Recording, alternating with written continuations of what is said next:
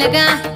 ఓ పిల్లగా యహో పిల్లగా వెంకటేశు చూడకపోతుంటవో కానకపోతుంటవో నా పిల్లగా వెంకటేశు చూడకపోతుంటవో కానకపోతుంటవో